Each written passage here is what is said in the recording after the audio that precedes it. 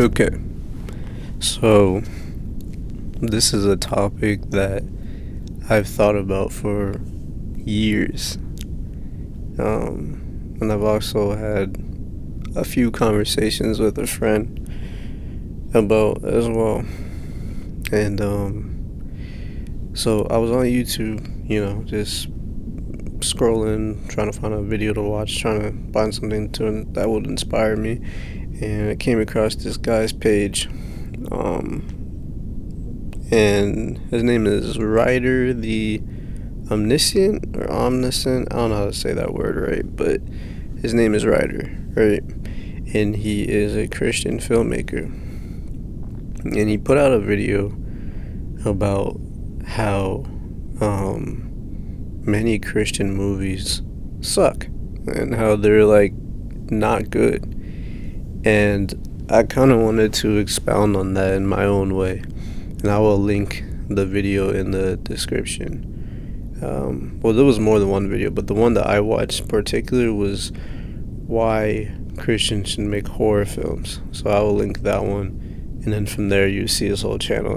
This is really what he talks about. That's the premise of his channel. But yeah, I agree with him. I think that just from the few faith-based or Christian movies that I watch, like the ones that are clearly faith-based, like their entire advertising and promotion of the movies from like a Christian company, and they're like promoting it for Christians. Like those movies are not very good, and it's not that they don't have the budget. It's not that they don't have the lighting setup or the cameras or even the actors. It really just comes down to the way it's written, right? Because the director has a lot of power too, but like the writer has a lot of power in a movie in terms of how it plays out, because it's like the script and all that. So if you create a movie and it's written poorly, yeah, a great actor might be able to save it, but the movie could still suck. You can watch a movie. I've watched movies before where it's like, dang, that was some great acting, but the movie sucked. Like it didn't have a good plot, or it was just kind of corny or whatnot. And I think that's the case with a lot of Christian art. I remember a few years ago, I was talking to this girl, and she wanted to create. Well, I said she was as if she's not alive. I haven't spoken to her forever, but she is or was, I don't know if she's still doing, a poet, right? And she considered herself a Christian poet. And at the time, like, I kind of did too, but I was branching out of like just creating poetry that just talked about God and Jesus and had those names and made it so obvious in my poetry. And I was kind of branching towards what I truly knew that I wanted to do, which was like darker poetry that was real, talking about real things, and it always related back to God. I just wasn't blatantly saying God or Lord or Jesus in my poems, but she was doing that in her poetry, which is fine. I mean, that's what she wanted to do, but at the time I didn't really know how to like opinionate it right. But I was basically like, like if you're trying to reach a large group of people, you're trying to like reach the non-believers, sometimes you have to not water down your message, but make it more make it more relatable to other groups of people who aren't Christian, people who never grew up in the religion or had anything to do with God. And some people really grew up just a regular atheist or agnostic or secular type life, where the talk of God and Jesus and the Most High was never in conversation in their families. So like there are grown adults who are starting at base foundation level 1, which is fine, right? Everyone starts where they start. And I tried to like voice that to her, but I don't think she understood it, because I think she was more offended. Maybe it was the way I said it, I don't know. But I had those conversations more over the years, because that was like years ago. That was like back in 2020 or 2021. And that ideology is still ringing in my head, right? I think that some of the best movies I've ever seen where after you watched the movie you knew that it was talking about God, they weren't labeled as faith-based movies. And some of them were like actually in Hollywood and were promoted on big screen television or big screen like theaters. One in particular, which is one of my favorite movies, it might be in my top 5, is The Book of Eli. The Book of Eli was clearly, I mean, I'm not going to spoil it, but if you've seen the movie, you know that that was a movie about God once you finish the movie. But throughout the movie, it wasn't like so in your face, right? Like there was a point in time where you didn't really truly know what that book was that he had in his hand, but like eventually you kind of figured it out. And in the movie, like the acting was great, the lighting was great, the storytelling was great, the way it was written was amazing, right? And like what the guy said in the video about why Christians should make horror films, that I also agree with. One of the points he mentioned was that like a lot of times Christians, or if you don't consider yourself Christian, but like faith-based people who make faith-based movies, they try so hard to separate themselves from secular movies. And I understand that because there's so much evil and disgust and filth in a lot of these Hollywood movies that they promote, predictive programming, all that. But the thing that he mentioned in the video that really hit home is that part of the experience of coming to Christ and living a righteous life is going through darkness, right? And you live in this world, so there are things that happen in natural everyday life that are evil or that are dark, and you can't shy away from that or water it down in every case just so that you can make a like a PG level faith-based movie. Like I feel like a lot of faith-based movies were just made for Christians, and like that honestly like defeats the purpose of spreading the gospel, right? Because the whole point of winning souls over for the Most High, for Yahusha, is to go out into the world and talk to those people who are not Christians, who are not in their Bible, people who are in the world, people who are in their sins, or they're just kind of just living life, not thinking about God. Like the purpose is to go get those people and turn them to Christ, like how Paul did in his day, right? But if you only create art, and this doesn't necessarily just have to be in movies, but I'm talking about movies because this is the Mindful Madman, so we talk about movies and literature and whatnot. But if you only create art or movies or films or even novels that are like solely faith-based and they're like super Christian, then like you're not gonna really reach the amount of people that you think you will, as if you would still create faith-based art and not compromise the word of God, but like just make it more relatable to more people, right?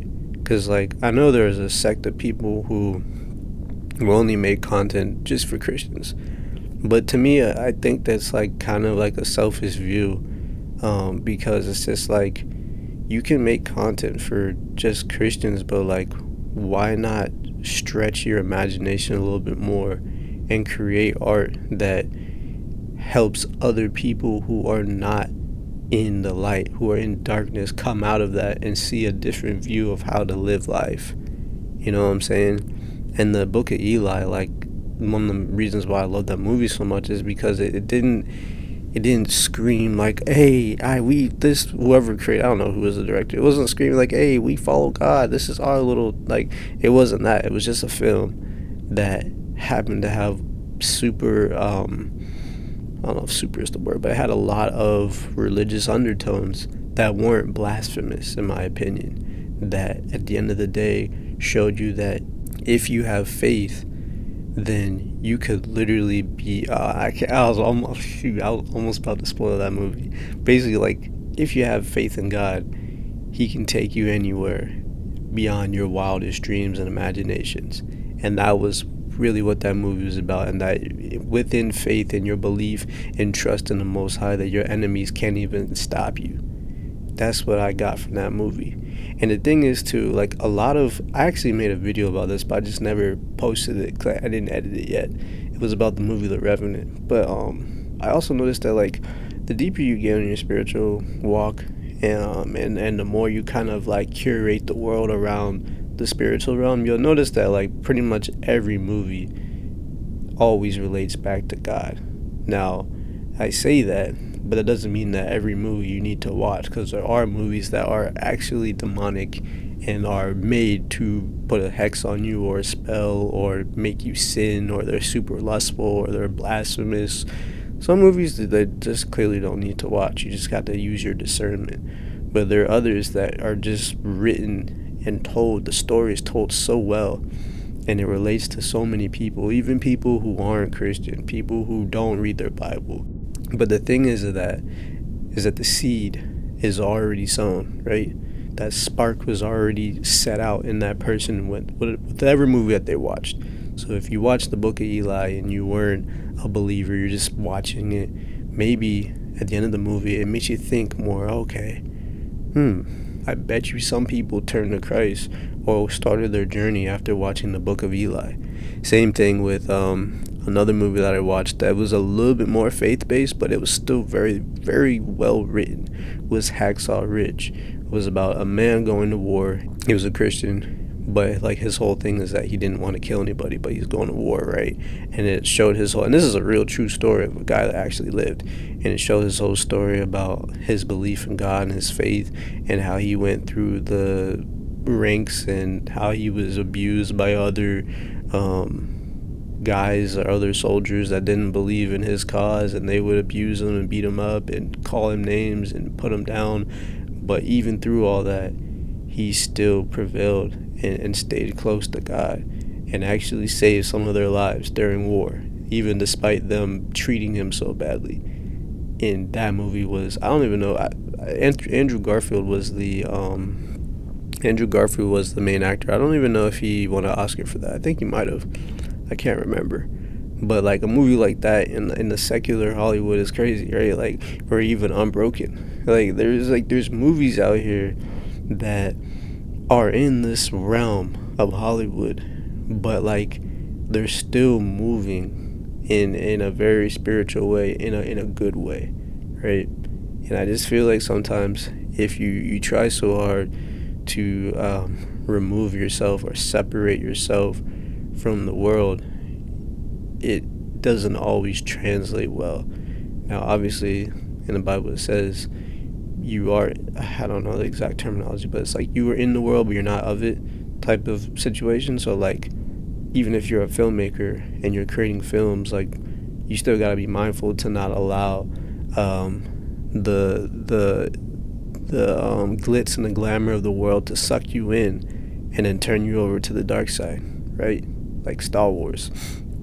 But at the same time, it's like, as an artist, you have so much power, you hold so much power, and as a believer and you're an artist, it is your duty to create art that glorifies the Most High, but also brings souls back to Yah. That is literally the point, right? If you only talk amongst yourselves, if you only converse amongst other Christians or believers, I'm using the word Christian, but like, another topic for another day. That terminology, I'm just using that to make my point, but you don't have, I'll talk about that later. But if you're only talking amongst yourselves, amongst believers, and you don't venture out and try to speak to someone or communicate with others who are from a various walk of life, trying to show them the light, show them a different way, then like, what are you, like, how are you truly like shaping the world? How are you truly helping, right? If you only stay in your bubble and you don't go outside of your comfort zone. So that was just like my little take on it. That guy, he explained it way better than I did. But yeah, and towards the point of horror movies, when I was younger, horror was one of my favorite genres, right? But then there was a period like a lot of us, like during 2020, where I like woke up again and started to resubmit my life back to God. I stopped watching horror movies.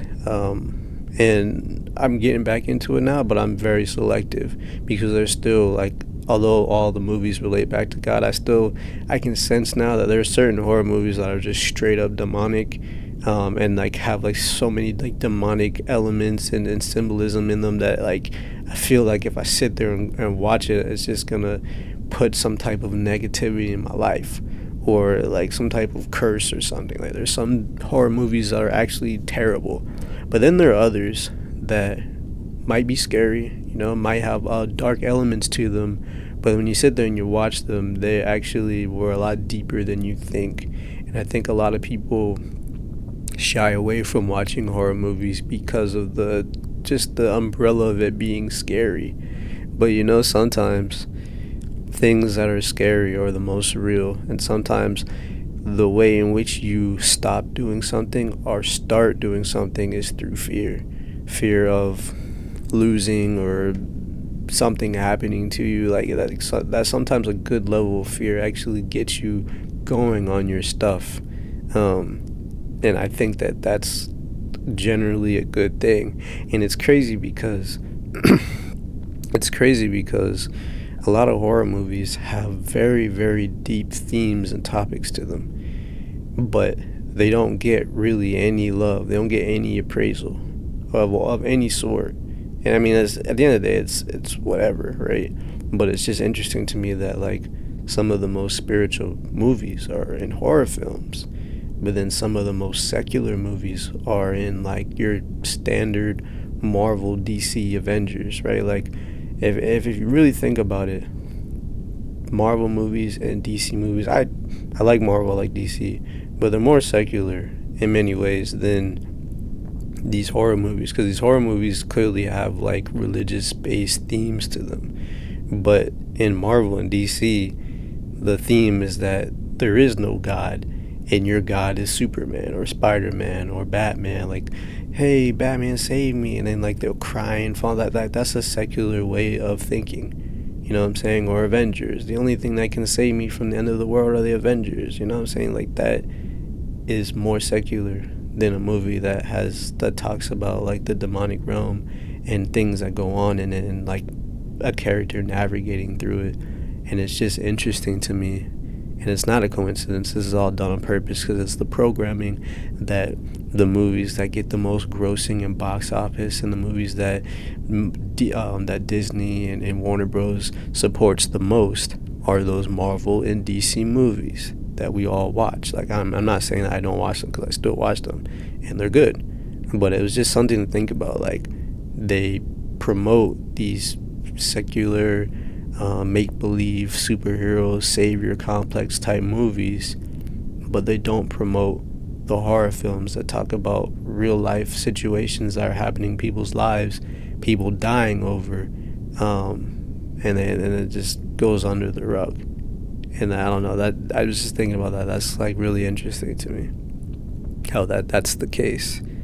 But at the end of the day, if you're creating authentically and you're truly repping the Most High, you won't have to like be like, hey everyone, I follow God. You know what I'm saying? Like you would just create art, and the Most High and His light is just gonna leak out automatically, because you're so in tune in the spirit and you're so in tune with the Most High, that like when you just create something, people will just know, or they'll just sense that like, dang, like this is deeper than just the usual film that I saw. Like it really made me think, it really made me feel something. Or if you're an artist or a painter, like dang, like looking at this drawing, looking at this art piece really made me like see more.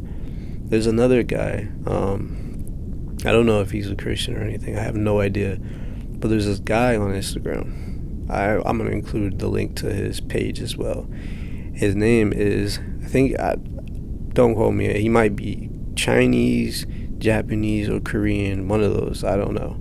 And I don't mean that in a racist way or anything, but he's an artist, and his drawing style is impeccable. It's like some like scribble type, I can't even describe it, but all he makes is horror art. Horror. I can't even say that word right. All he makes is horror art, and it's like people's faces being like possessed and whatnot. And for the regular person, you looking at that, you'd be like, dang, like, bro, what's wrong with bro? Right? There might be something wrong with him. I don't know. But for me, when I look at that art, it inspires me, because it's like this person is not only is he's in the art realm, so there's a lot of artists, but he's like in a even more niched realm, which is horror, and he's creating these faces that are like, some of them are like regular faces, but like he'll create these like facial features in within his, because he usually just makes a face, and like their expression, the expression of the faces that he creates are like so deep to me, right? And they capture things that probably happen in the spiritual realm that like no one sees or knows in the physical. And I really believe that whenever he's drawing, he's really going there spiritually to pull that out and then showcase it to the world. And I really appreciate that. So I wanted to shout him out. His name is, I think, Mufan Art, something like that. But yeah, like if you're a faith-based, I don't even like using that term, but if you're just a follower of the Most High and you want to create art, you want to create content, just keep that in mind. Like, stretch your imagination.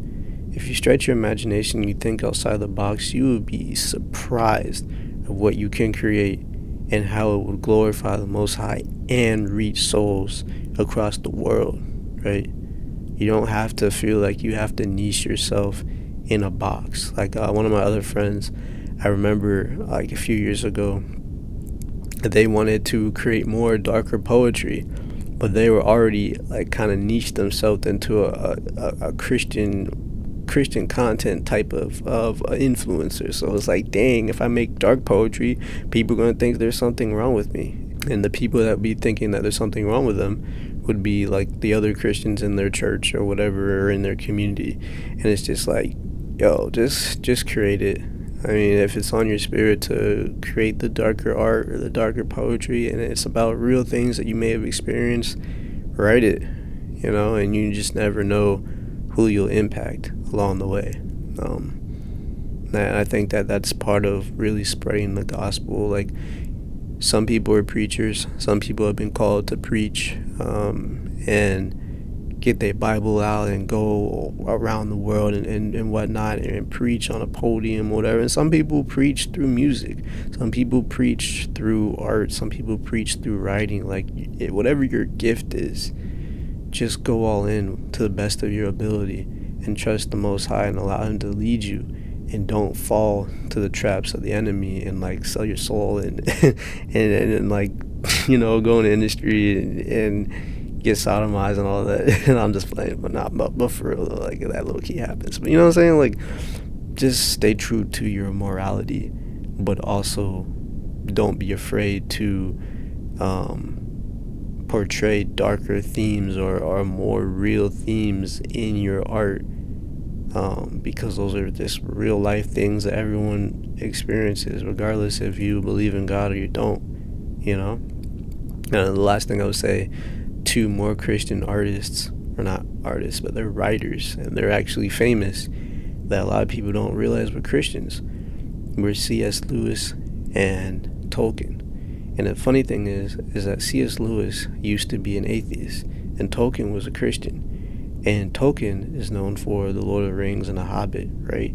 And he actually opened up C.S. Lewis's mind to God. And then through that, I think C.S. Lewis then started to make more Christian-based books. And then he also created Narnia, which, if you've read Narnia or you watched the movies, you can clearly tell that was based on the dynamic between God and the devil, between Jesus, or between Lucifer falling and becoming Satan, and Jesus and dying, rising, And Tolkien is like The Hobbit, Lord of the Rings. There's so many spiritual themes in that movie. Like, it's not even funny. I can do a whole what do they call it? I can do a whole not a class.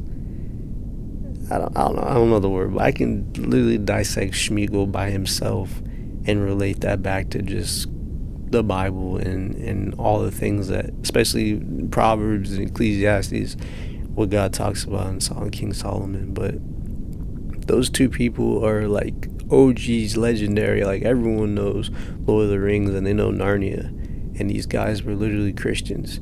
And Tolkien in particular, because he created worlds, and every story, if you just break it down, relates back to God, and in the most intricate way. But the regular everyday person watching a movie may not see that first, but it's still relatable because so many people like watching Hobbit stuff and Lord of the Rings or Narnia, you know? But yeah, it really just comes down to the writing and your ability to venture outside of yourself and explore and see the opportunities and the different ways in which you can reach other people and bring them to the light, bring them to the Most High. And I think that once you figure it out that you can do that and you find a way to do it within whatever medium that you do, that's literally one of the most fulfilling things ever. Because at the end of the day, we're all on our own missions to bring souls to the Most High before He comes back, and that should be the forefront of your experience and what you do. You know, like it's not really about you anymore, or it never really was. It's not really about us. It's about helping others and just using the gifts, the talents that God gave you, and multiplying upon it, so that you doing your thing, you help someone else discover the talents within themselves that God has given them, and it just regenerates and multiplies over and over again. So, yeah. Good talk. Thank you for coming to my TED Talk. This is the Mindful Madman. I'll see you in the next video. Peace.